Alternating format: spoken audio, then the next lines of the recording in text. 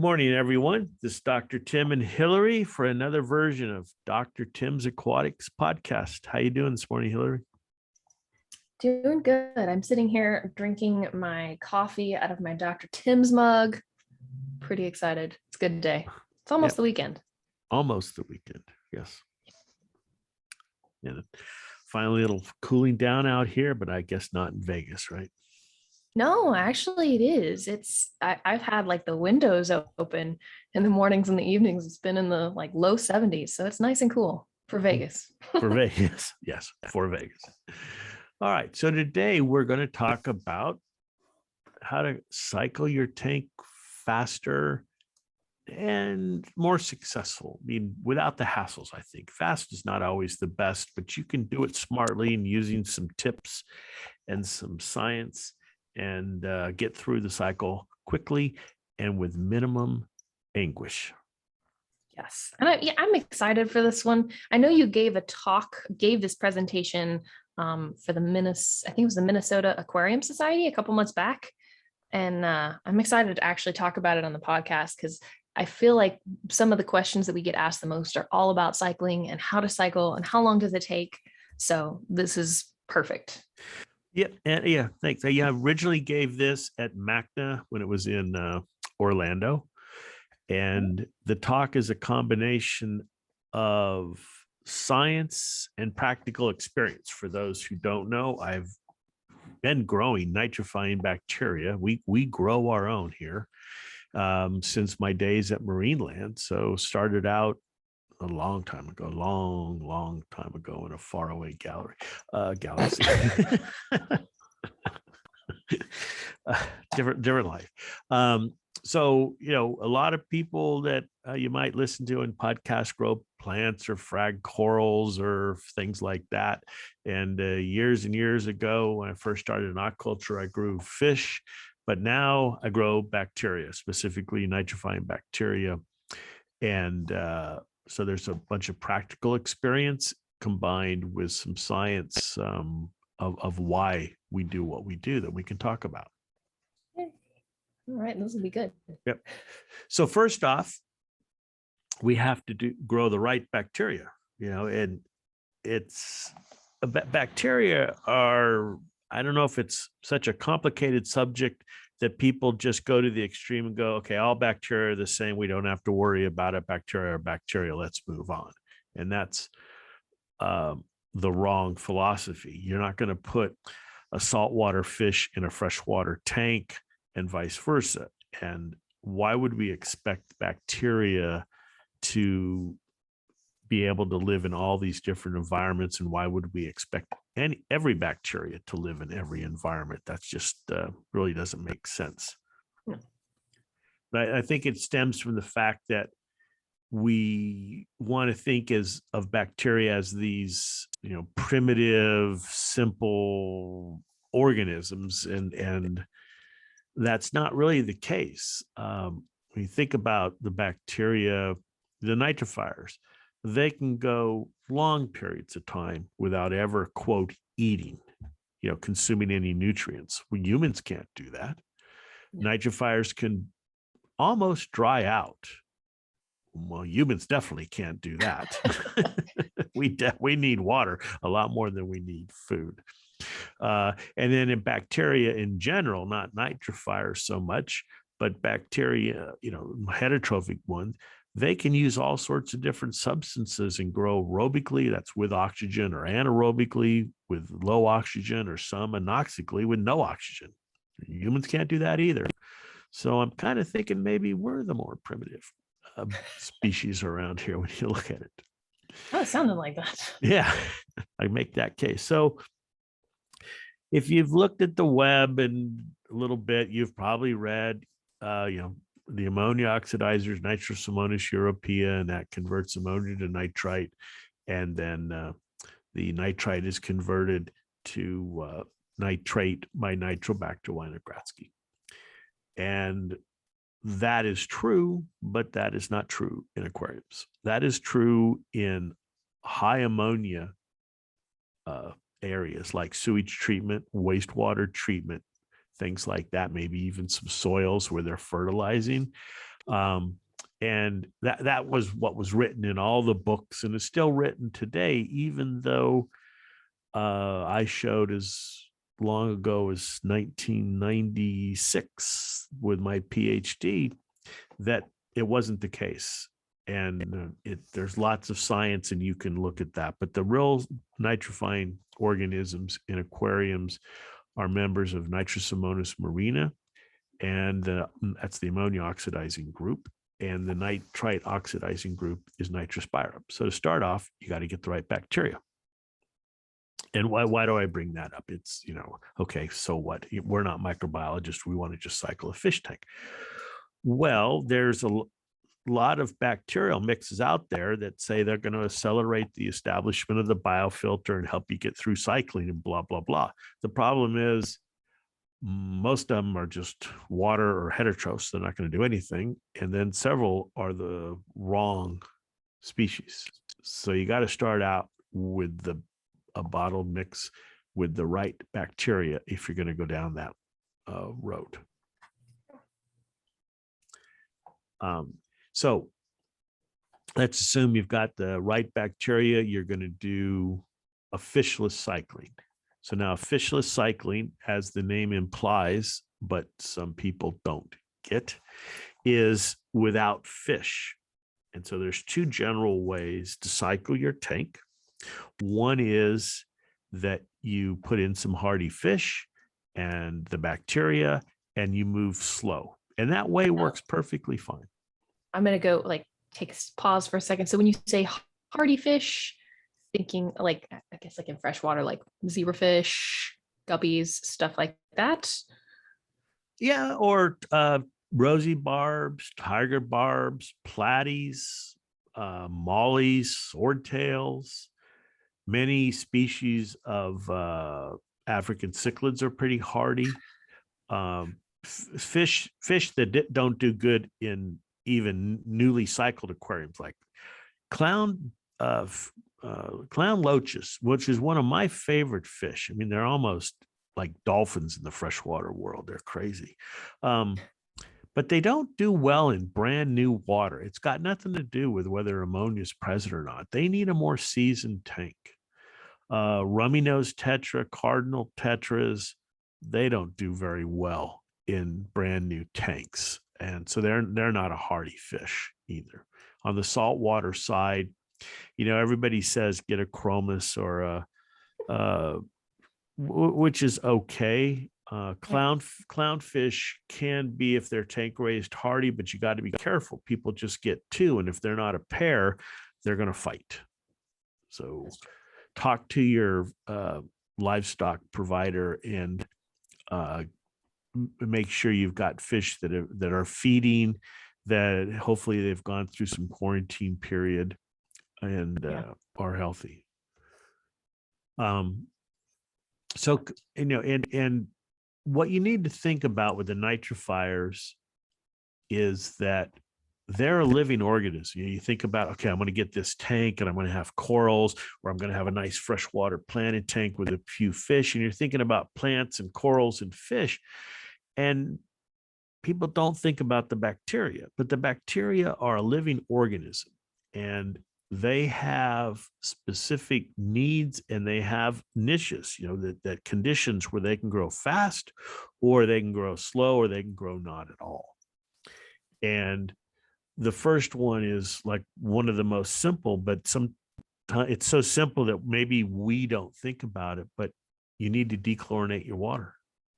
That's the first thing, but we get this more often than not. Your bacteria didn't work. It's junk.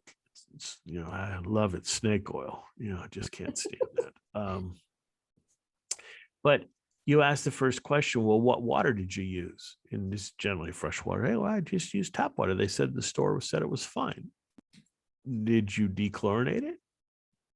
And there's a pause, the pregnant pause. Do that nobody told me to dechlorinate it.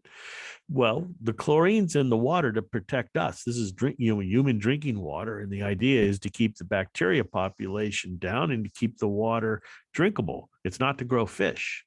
And while nitrifiers can tolerate chlorine and chloramine better than other bacteria because the nitrifiers are in a biofilm, they really don't like chlorine. And so the first thing is the simplest thing. You need to dechlorinate the water.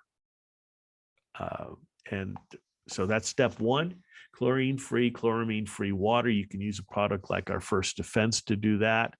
Or if you're doing, it's a big giant tank, congratulations.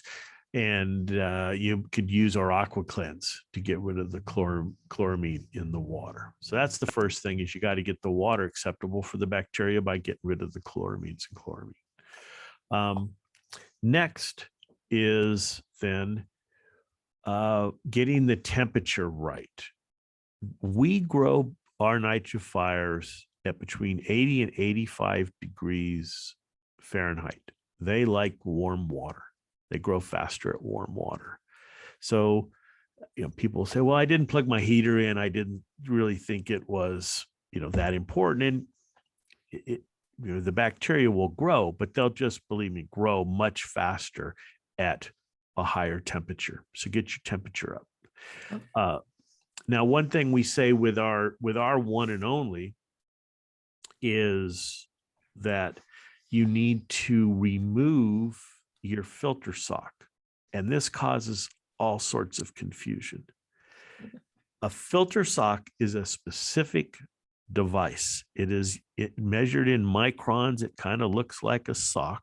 It's not the blue fuzzy pad. It is not the sponge that came with your hang-on filter. It is not the media in the filter.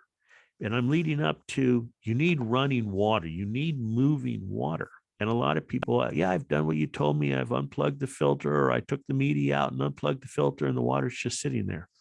We never said that. We said, remove your filter sock. So if you don't know what a filter sock is, Google aquarium filter sock, and that's the thing. And probably, unless you have a sump, you don't have one. But I don't know. Yeah. I guess I've got like a little 20-gallon tank, and I guess it's an all-in-one tank, but it has a little teeny tiny filter sock in it. Yeah. So okay. Yeah. I know what you're talking Smallest about. filter sock, Yeah. hardest thing to clean ever. That's it. Yeah. Might want to just toss that out of there, but I've thought multiple times. Okay. But so you need, why do you have that filter sock? You're setting up the tank, fresh water, salt water. There's lots of detritus. That's fine. You can run, don't be in a hurry, but get the tank set up and get everything running. Make sure there's no leaks and everything, and run the tank with the filter sock for a couple of days to really clear it up. Then take the filter sock out before you add the nitrifying bacteria. Okay. Now, when you've got the water in there, get the temperature up, warmer the better, 80 degrees. You can always lower it before you add fish. And then next is, let's deal with pH. If you do salt water, once you mix your salts, your pH is going to be 8 plus or minus 0.2, 7.8 to 8.2, that's fine. But if you're in a freshwater system, then we need the pH up. The higher the pH, the better, because the ammonia is going to be in the ammonia form, not the ammonium form. So the ammonia is the form the bacteria use. So you need the pH up. And I bring that up because a lot of times new people, when they're starting a tank novice, they get too intimidated by the chemistry. Oh, I want to keep this fish, and they're telling me I have to keep this soft water with low pH and all these terms. And remember, we're trying to establish the bacteria first, because without the bacteria, the tank is just not going to be able to process ammonium nitrite, and things are going to be a mess. So let's think about the bacteria first, get them established, and then think about the fish. So even if you're going to go into the brave new world of adjusting your freshwater chemistry, start out with warm, hard, hard water with a lot of calcium and magnesium in it, with a pH hopefully above 7.5. And in many parts of the country, that's kind of what tap water is. But if you live in the Pacific Northwest, your water's really soft. Upstate New York, some of the best drinking water in that area is very soft, meaning no hardness, no low calcium, low magnesium, no buffering, so no alkalinity, and low pH. Those types of tanks are going to take longer to cycle. Or if you're doing a plant tank and you've got that special soil in there that keeps the pH down, if you're running a tank with pH below 7, it's going to take longer to cycle that tank. There's just no way around that. So maybe cycle the tank with different water first, different water conditions, and then get the water conditions to where you want for the fish. Think about the bacteria first. Whole new way of cycling. Didn't think about before. Yeah, it's a new way, yeah, unthought of way.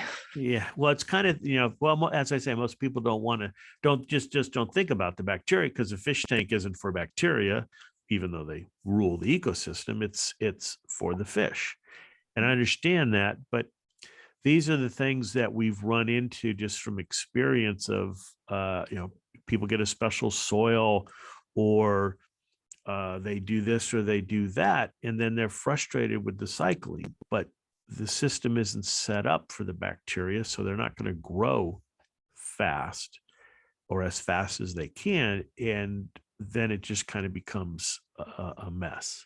And especially if you're doing fishless cycling now, because we didn't talk about that. So they're cycling with fish. You get a couple of hardy fish, you set up everything, you add the bacteria, you add a couple of fish, you really need to have test kits during this process to measure your ammonia and nitrite, because you don't add more fish if there's ammonia and nitrite in there.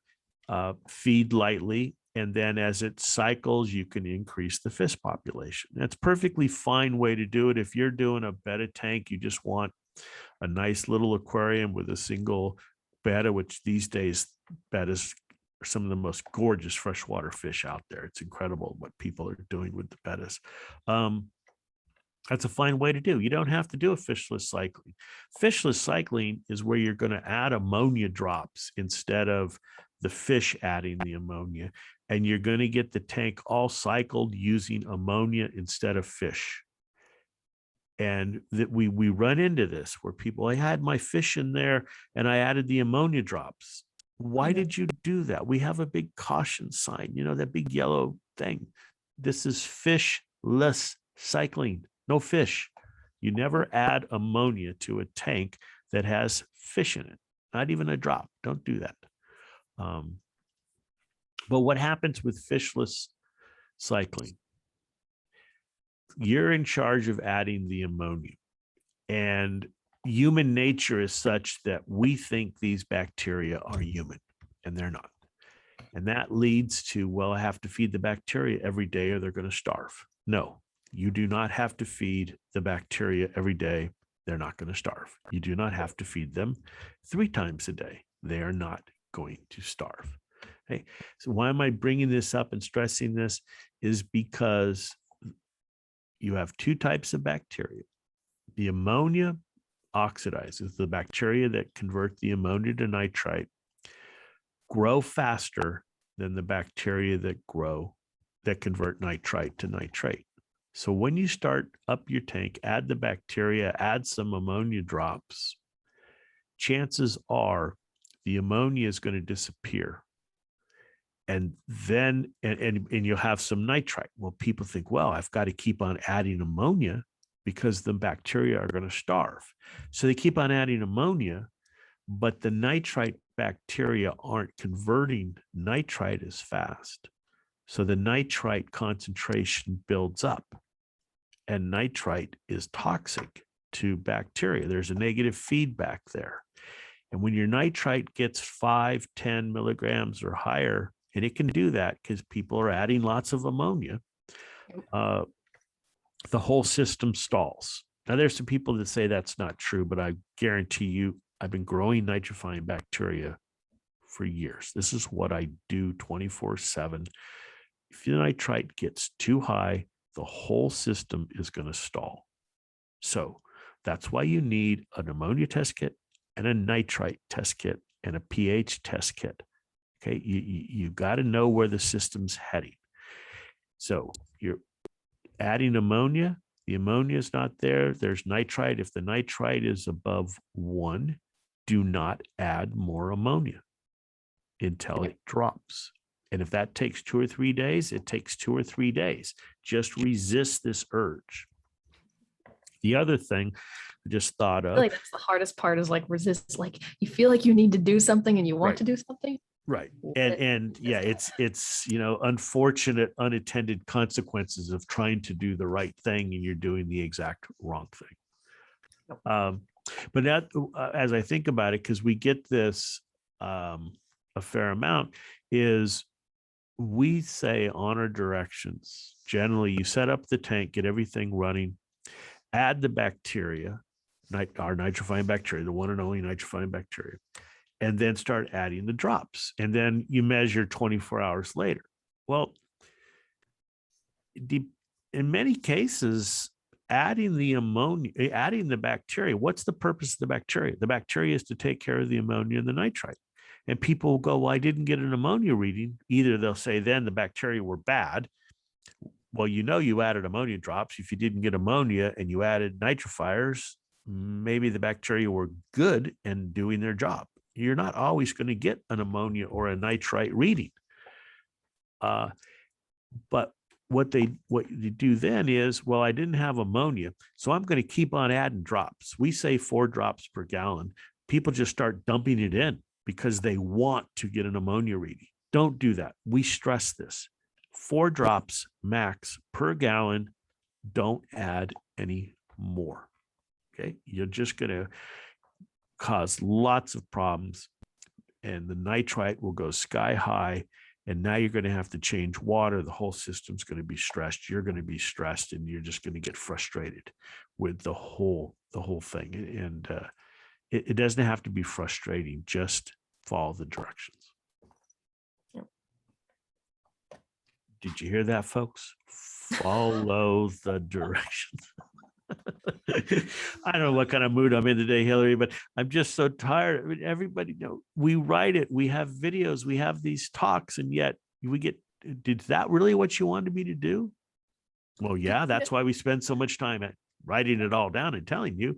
And then, well, I didn't follow the directions. And now you need help because you didn't follow the directions. And this is somehow our problem. I mean, we're going to help you, but how about following the directions? So, You know, it's all I think about patience. Like I said, like people like they want to do something to help their tank and to make it go faster. Like I feel like the whole process of cycling a tank is one of the hardest parts of keeping aquariums. Freshwater, saltwater doesn't matter. Like you want it and then you want to see it now. Yeah, and the hardest part is, like you said, not doing anything and realizing, you know, a normal cycle takes anywhere from 35 to 45 days. And using our product, you can get that down to just a few days, maybe even, you know, in a saltwater tank where you're adding the ammonia drops, you know, 10 days. And we have plenty of people that say, oh yeah, I was able to cycle my tank. It was easy. What did they do? They followed the directions. They had some patience, but then we get the people that everything's wrong. And they're not killing the tank, but they're just making their life miserable with these unintended consequences of trying to be helpful. Just do what the directions say. So I had somebody message the other day saying that their tank cycled in like 9 days and they were so excited. It was the fastest cycle that they had gone through in all of the tanks that they had started. Like, yes. Yeah. Right. Yeah. 9 days is pretty much, you know, we want the ammonia added 3 times with the bacteria. And you should be able to do it in 9 days. And this talk is like, well, what happened? Why didn't I get 9 days? Because some basics. I said dechlorinate the water. Well, I also need to mention you need substrate. Nitrifying bacteria need surfaces. So if you're doing a quarantine tank, you're going to get that saltwater tank. It's being built. You're getting a really nice tank and you're landscaping it. And I want to start my biofilter and things in another tank or quarantine my fish. That's fine.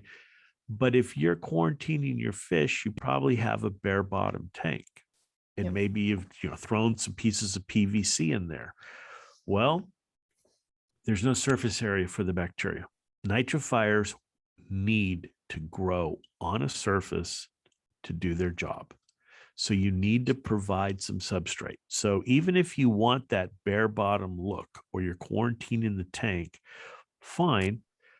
Let's start out thinking about the bacteria. So put a layer of glass beads, a layer of marbles. The quarantine tank, don't use any calcareous substance, because if you're going to treat prophylactically with carbon, that's going to mess that treatment up. Just put a single layer of marbles, glass beads, something like that on the bottom, so the bacteria can be trapped in there. In your display tank, you want bare bottom, fine. But again, put a single layer that you can siphon out later after the tank is cycled and you've got it aged a little bit. You can slowly over time remove that surface or, the substrate that's on the bottom to get that bare bottom looked. But in the beginning, if you're doing bare bottom, it's going to take a lot longer to cycle and you're going to be incredibly frustrated. And the fix is a temporary layer to get the bacteria established. Then they'll go other places and you can, like I say, slowly remove that, but you got to have some surface area. Yep. So then we talk about salt water. Okay. The higher the salinity, the slower the nitrifiers work. So you're doing a fishless cycling, lower the salinity, save yourself some salt, anyway, some money. So down to about 24 parts per thousand instead of the normal, 32 to 34 parts per thousand. So lower the salinity by not adding as much salt. And the bacteria don't have to put so much energy into maintaining their cell structure, and they will then be able to reproduce faster, and you can get the system established, the biofilter established faster. And then before you add fish, you can increase the salinity. You can't go from 0 to 34. So you don't want to do small or low, super low salinity, around 24, and then you can increase it to 34 when you're ready for your fish. But lower the salinity will make things go much faster. Yes.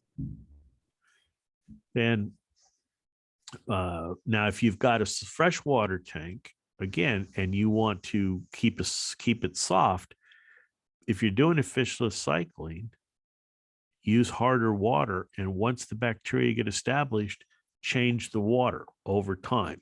The bacteria grow on surfaces, so you can take out as much of the bulk water as you want and lighten it up in terms of making it softer and lower pH to what you want to do.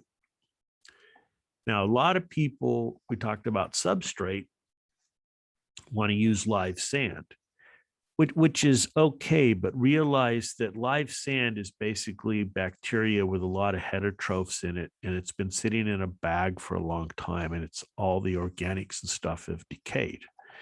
And I've literally had people go, "Oh yeah, you open that bag of live sand, it stunk. I mean, it smelled like rotten eggs, but I put it in the aquarium because that's what they told me to do." Don't do that. If your live sand smells like hydrogen sulfide rotten eggs, then rinse it, because that hydrogen sulfide is toxic to nitrifying bacteria. So your live sand is probably all, quote, dead sand now. So rinse it. In any case, if you're using live sand, that's okay. Get the tank set up and let it run for 24 hours. And then measure ammonia. And chances are you'll have some ammonia, because the heterotrophic bacteria in the live sand are decaying the organics in the live sand, and that produces ammonia. So if you already have ammonia in the system, don't add more ammonia drops. Ammonia is ammonia. So don't add the drops. You've already got it in there, and just go and add the one and only to get the process started. Exactly. Okay. And also realize I'm not a big fan of deep substrate. The nitrification takes place in a very narrow band, only about 100 microns thick. That's where the nitrifiers are, because they need oxygen, they need the substrate. And how do we know this? Again, in the presentation, I have a chart where this researchers used microelectrodes, and they could measure ammonia, nitrite, nitrate, oxygen at 10 micron levels through the biofilm. It's really cool stuff. And you can, a photo of that. We can put that on social media. yeah, I can send you a photo. And there's just this band where nitrification takes place in a thin film. And think about that. Now we're talking about setting up a tank, but if the nitrifiers are on this thin film, you don't want that thin film to get buried. That's why I'm always talking about removing organics or keeping nitrifiers clean, the biofilter clean. The first thing that I helped develop when I joined, the aquarium industry from the aquaculture industry was the bio wheel. And a lot of people thought it was a gimmick. But when I saw the prototypes, I mean, we use this in our fish hatchery because a bio wheel is a version of a rotating biological contactor. So it's a biofilter was a series of disc or pleated material that rotates through the water. Well, that action exposes the bacteria to the water and to the air. Air has a lot more oxygen than water, but the rotating action keeps the biofilter clean because none of the organics can accumulate there. They slough off. The wheel's turning and keeping itself clean. And that keeps the biofilm thin. And that's why it works so well. It's basically a self-cleaning biological filter. The old types of biological filters were under gravels. And under gravels are okay, but what happens with your gravel? It gets clogged up. It gets covered with organics, material like that. Well, now the water's got to go through the organics. There's heterotrophic bacteria on those organics, breaking that down. That's what they do. And they're consuming the oxygen. So by the time the water gets to the gravel or the substrate, there's no oxygen in it, and the bacteria are basically being starved for oxygen. So thin biofilm. And yeah, I can give you that graph, and you can talk about that, Hilary. Good idea. That'd be cool. Yeah. So they need surfaces. You can use almost anything. Trickle filters. There was this whole kind of bashing of biological filters because they produce nitrate. And I never really understood that, because anything can be a biological filter. Your live rock can be a biological filter. By definition, a biological filter, a nitrifying filter, is going to produce nitrate because the ammonia goes to nitrite, the nitrite goes to nitrate. So just a better biological filter is one that you can keep clean. That's what you need. Then, okay, well, what about all these big, I'm going to set this system up and I'm going to use a sump and I'm going to have this great engineered biomedia that has tons of internal surface area. Think about this for a minute. You have your sump and you put one of these blocks in there. Why is the water going to go through that block? Water is going to take the path of least resistance. So just setting that block in there, the water is going to go around it. In most systems are what I call passive, in terms of you're not forcing the water through the biomedia. You're placing it there and kind of hoping, a field of dreams things. Well, here's the media. I hope the water goes through it.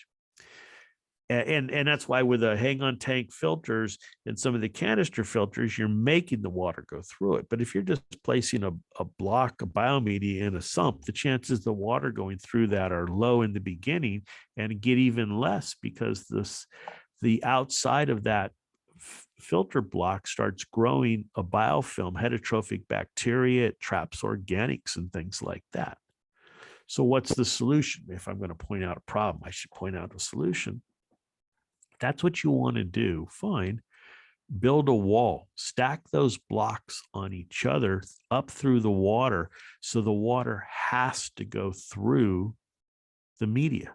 It can't bypass. Now you're going to have to clean it. You should pre-filter it if you know, so it doesn't become clogged. So you should have some type of gross size, filter pad or something to clean out the detritus before the water goes through the blocks, but basically make the water go through this material and realize it's probably going to become quite clogged.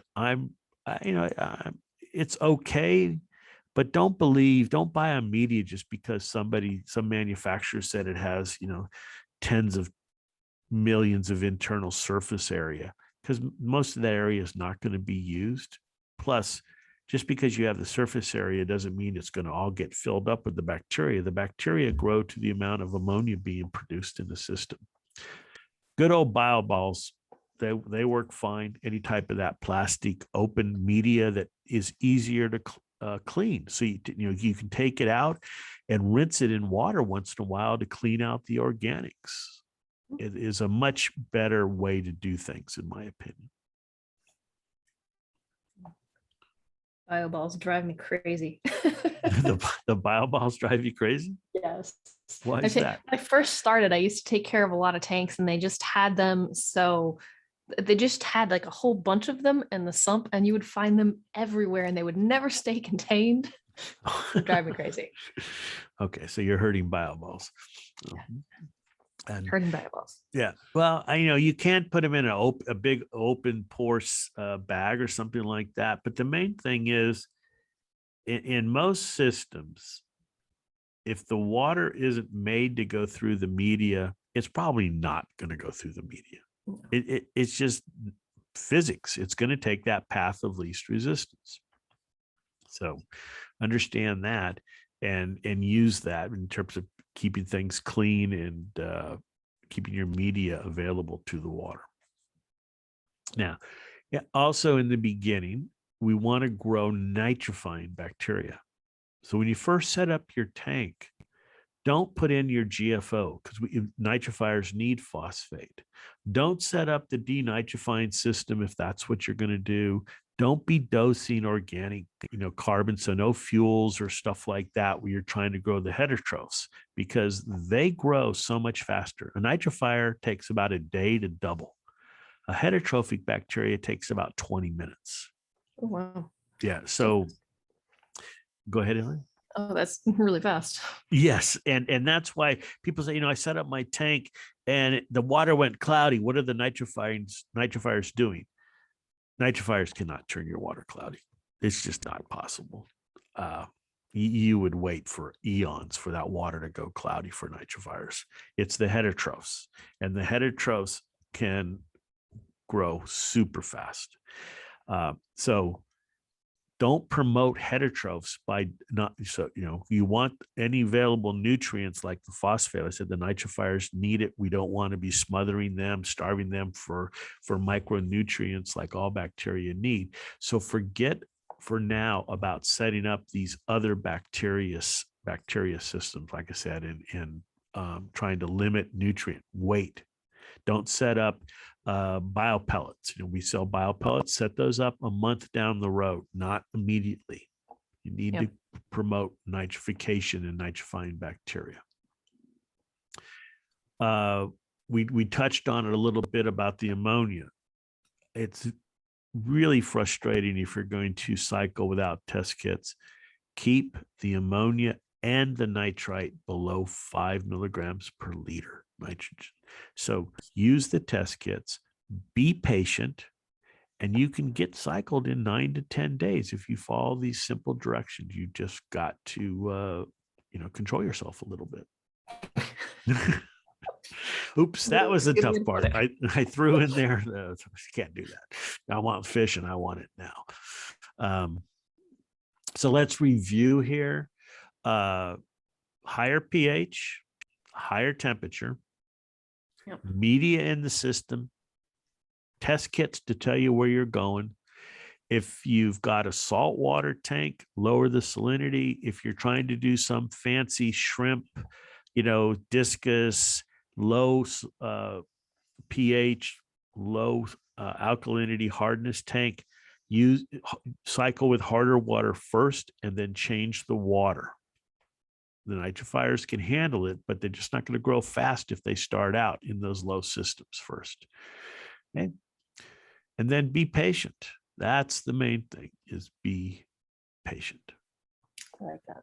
Yeah. Anything I didn't cover there, Hilary? I think you got it all. All right. As always, we like questions. We'll have another question and answer here.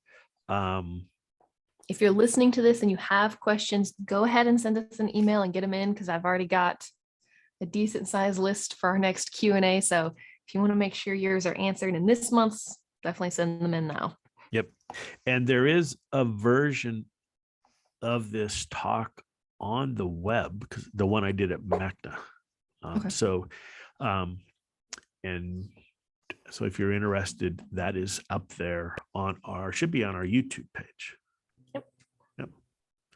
And you can always send us a message if you're having trouble finding the links. We're happy to send you direct links. Just message us. We will send those out. Yep. So the main thing is, if you're frustrated, step back. Water changes never hurt. That's a good place to go, is change your water.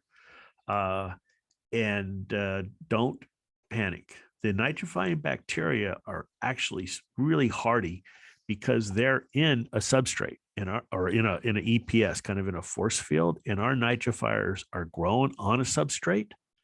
So it takes a lot really to kill nitrifiers. So just don't panic. You don't have to start over. A big water change. If your nitrite super high, if the test kit is just purple, okay, just do a big water change. When you're doing that water change, don't disturb the substrate, because the nitrifiers are in the substrate. They're not in the water. So take water from the top of the water column and change it that way, but don't disturb the substrate. The nitrifiers aren't dead unless you've radiated the tank. Nitrifiers are tough.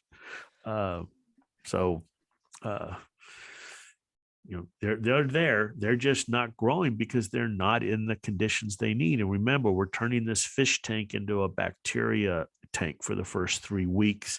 And then once we get it going, then it'll be a fish tank. You won't have to worry. Yep. All right. Like I think that's going to do it for this version of the Dr. Tim's Aquatics podcast. Dr. Tim and Hilary. And as always, we do like getting questions and answering your questions about cycling and fish tanks and things like that.